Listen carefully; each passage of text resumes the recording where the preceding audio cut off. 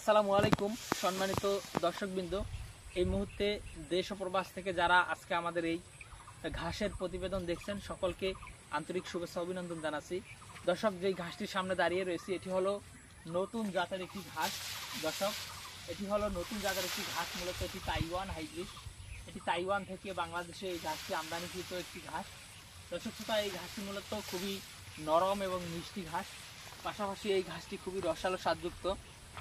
দর্শক, এই ঘাসটি বর্তমান বাংলাদেশে প্রায় প্রোটিনের কথা যদি বলি, প্রায় 25%-এর মতো প্রোটিন রয়েছে, 20 থেকে 25% এই তাইওয়ান ঘাসে প্রোটিন রয়েছে। এবং সবচেয়ে বড় বিষয় হলো এই ঘাসগুলো অন্য ঘাসের থেকে অনেক বেশি মোটা হয়। আর এটা ফলনের কথা যদি বলি, আপনার ম্যাক্সিমাম 12 থেকে 14 টন ফলন হবে এই তাইওয়ান ঘাসে।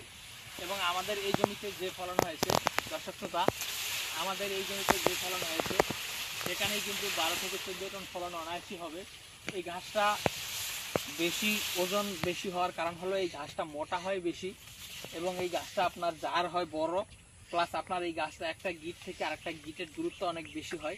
বিশেষ করে যারা পাকসন বা লাল পাকসন বা এলিফ্যান্ট হাইব্রিডের থেকে এই তাইওয়ান ঘাসের গিটগুলো অনেক লম্বা হয় আর মোটা হয় প্রায় আখের মতো। দর্শক, মূলত আর জারটা যেহেতু অনেক বড় হয়, মূলত সে কারণে তাইওয়ান ঘাসগুলো অন্যান্য ঘাসের থেকে অনেক বেশি ফলন হয়। দর্শক, অনেকেই স্মার্ট নেপিয়ার জার বড় বলে চাষ করতে চান, কিন্তু লম্বা কম হয় বলে চাষ করতে আগ্রহী না, বা সেটা একটু আপনার বারে কম বা সময় বেশি লাগে। সেক্ষেত্রে কিন্তু আপনাদের জন্য একটি ফুল প্যাকেজ হতে পারে এই তাইওয়ান ঘাস। এটি যেমন জার বড় হয়, এটি যেমন লম্বা হয়, এটি তেমন সবচেয়ে কম সময় হয়। দর্শক, মাত্র 30 থেকে 35 দিনে আপনারা এই ঘাসটি কেটে খাওয়াবেন।